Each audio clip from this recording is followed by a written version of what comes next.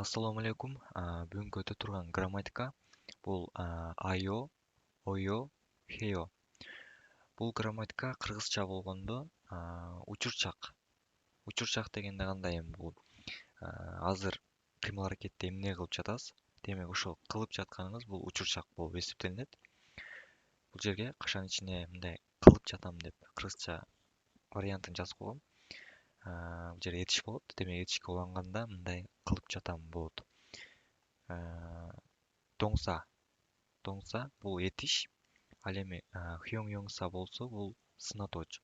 Демек ушул сынатоочу менен этишке уланат бул грамматика.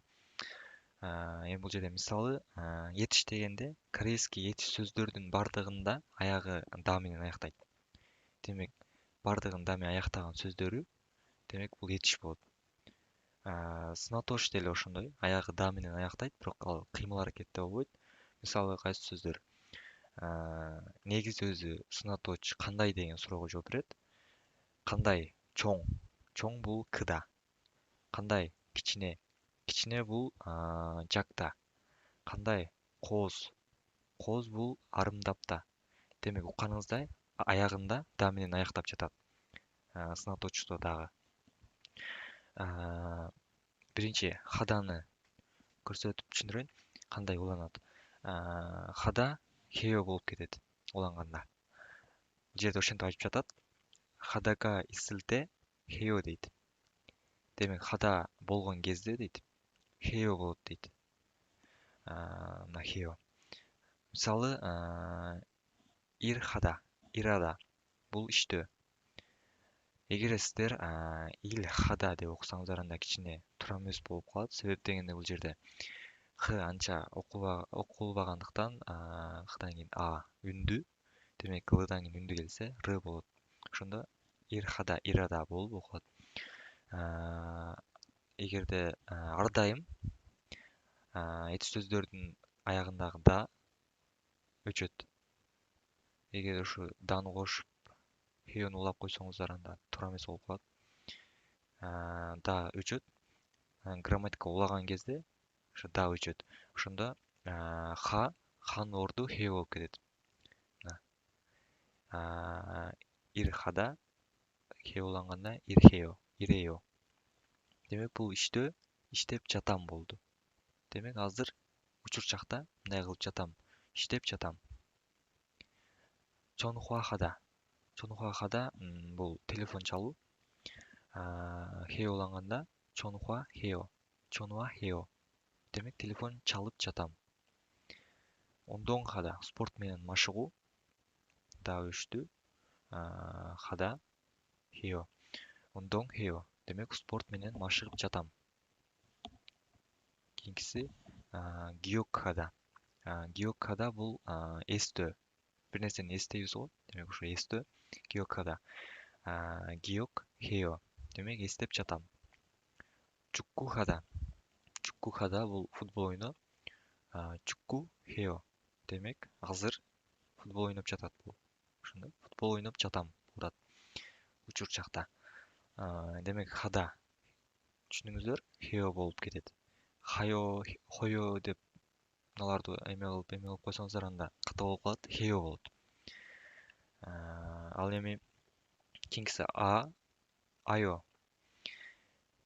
Бул жерде кашан ичинде о деп жазылган. Себеп дегенде эгерде этиш сөздөрдө эгерде жана мындай жаткан о болсо, демек айону улайсыз деген бул жерде ошентип айтып жатат.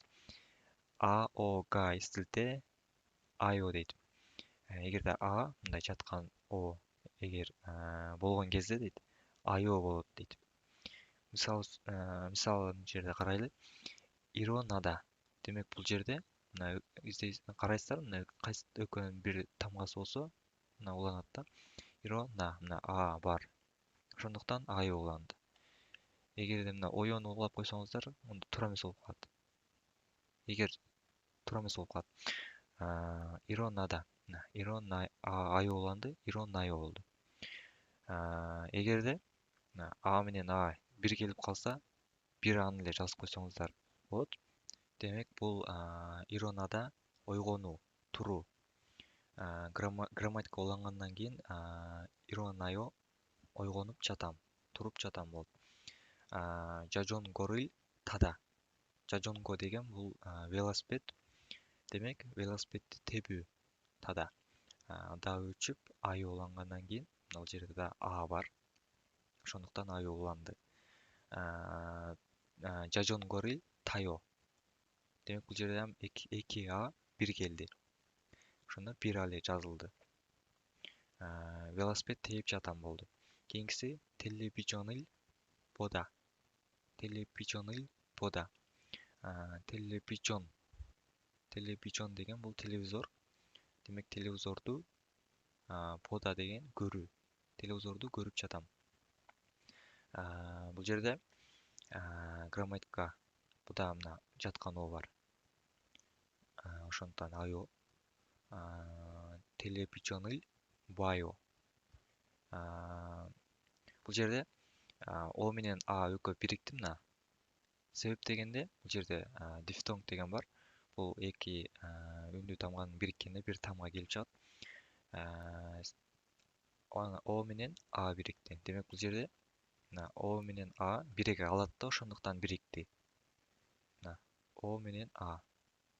Мына бнын түгүндө о менен а турат. Демек, ва деп окулат. Ушул бир тамгада. Экөө бириккенде бир тамга болот. Ва деген. Демек, вайо. Кийинкиси горокада. Горокада. Горокада деген бул жөө баруу деген. Пешком баруу деген. Буда мына а бар. Ошондуктан ай уланды. Горокайо болду. Кийинкиси такта. Такта деген бул арчуу. Мисалы, айникти арчуу, чаңды арчуу деген сөз. Эч сөз. Буга мына абыда да а бар. Демек, ушул сөздүн ичинде а болсо, сөздө а болгон кезде айону улап саласыздар. Такайо, такайо, такайо. Кийинкиси ойо.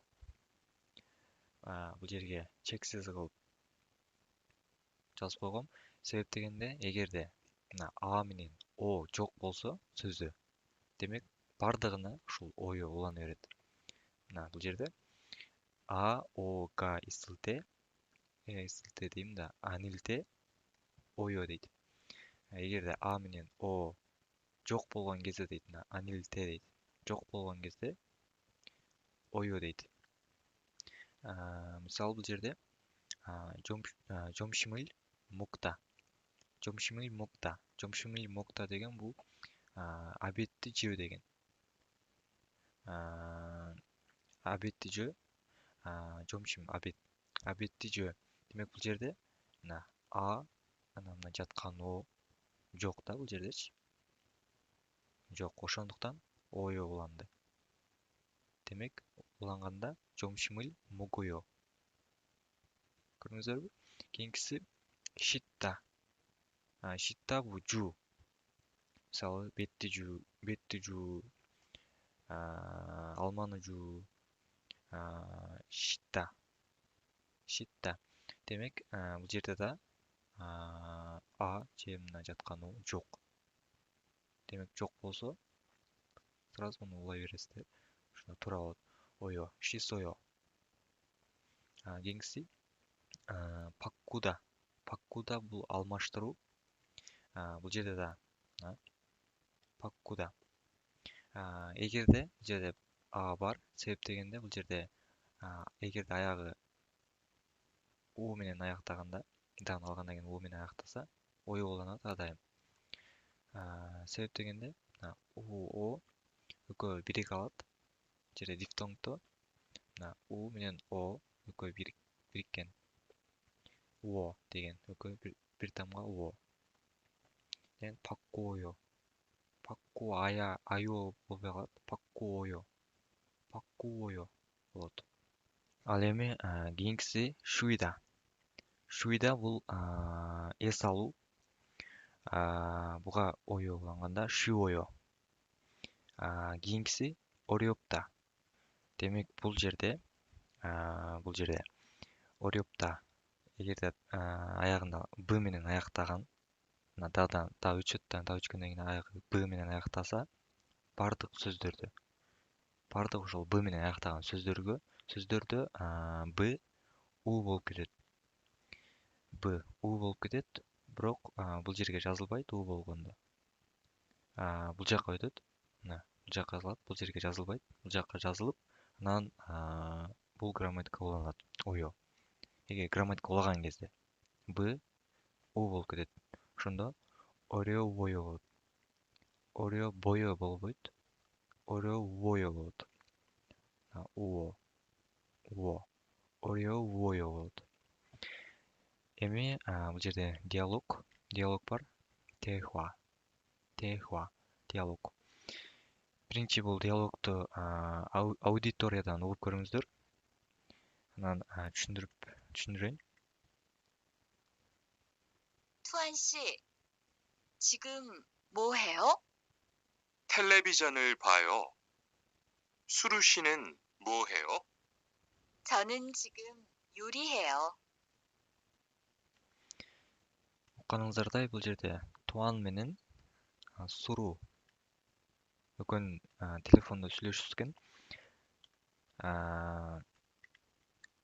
Биринчи суру туанга чалып айтып жатат. Туан ши чыгым мо хео дейт. Туан мырза дейт. Туан мырза чыгым азыр мо эмне.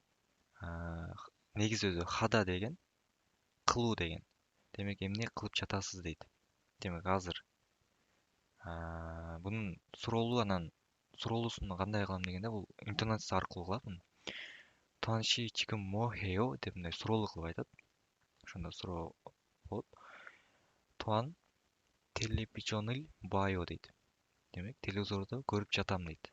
Демек азыр көрүп жатат да бул мына учурчакта. Сурушинын мо хео дейт. Сурушинын мо хео деп суроолуу кылып айтып жатат. Сурайым, эмне кылып жатасыз дейт. Буга кайра. Чонун чыгым 요리 해요 дейт. Мен азыр 요리 해요. Бул жерде негизги кетиш 요리 хада. Аягы хада болгондуктан 해요 болуп грамматика уланды. 요리 해요 деген бул тамак жасоо деген. Демек мен азыр тамак жасап жатам дейт. Ушундай кыскача кичине диалог. Ушуну менен грамматика аягына келип жетти. Анёңу кешишип камсамнida.